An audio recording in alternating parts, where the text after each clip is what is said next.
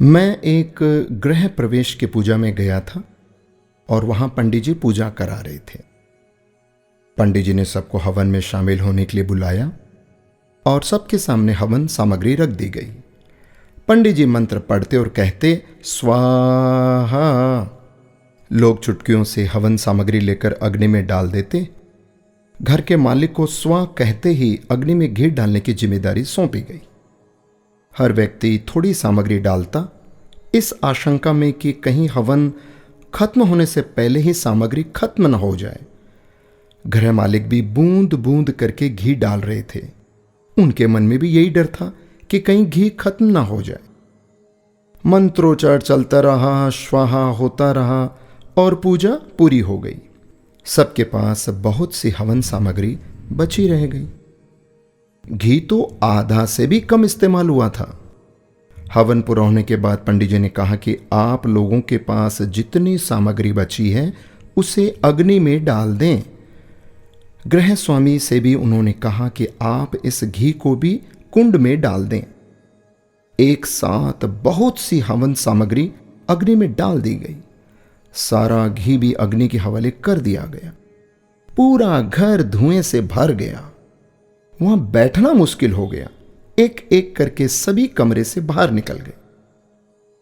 अब जब तक सब कुछ जल नहीं जाता, कमरे में जाना संभव नहीं था। काफी देर तक इंतजार करना पड़ा, सब कुछ स्वाहा होने के इंतजार में।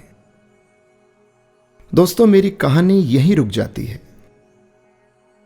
उस पूजा में मौजूद हर व्यक्ति जानता था कि जितनी हवन सामग्री उसके पास है उसे हवन कुंड में ही डालना है, पर सभी ने उसे बचाए रखा कि आखिर में सामग्री काम आएगी या खत्म ना हो जाए। दोस्तों, ऐसा ही हम सब लोग करते हैं। यही हमारी फितरत है। हम अंत के लिए बहुत कुछ बचाए रखते हैं, जो अंत में जमीन, जायदाद, प्रॉपर्टी, बैंक बैलेंस, रुपया, पैसा, फलाना ढिकाना, ये जो इस रूप के भीतर में सब यहीं पड़ा रह जाता है। जिंदगी की पूजा खत्म हो जाती है और हवन सामग्री बची रह जाती है। हम बचाने में इतने खो जाते हैं कि ये भी हम भूल जाते हैं कि सब कुछ होना हवन कुंड के हवाले ही तो है। उसे बचाकर क्या करना? बाद में तो सिर्फ धुआं ही होना है। संसार हवन कुंड है दोस्तों, और जीवन पूजा। एक दिन सब कुछ हवन कुंड में समाहित होना है।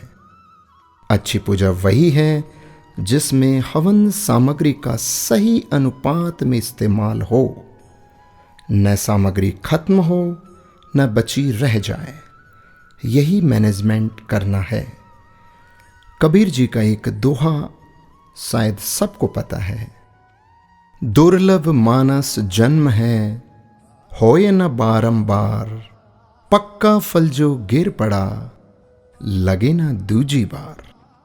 दोस्तों, ये मनुष्य जन्म बार बार नहीं मिलेगा, तो क्यों ना हम समय का, पैसों का, अपनी सोच का और अच्छे कार्य करके इसका सही सदुपयोग और इस्तेमाल करें। राधे राधे।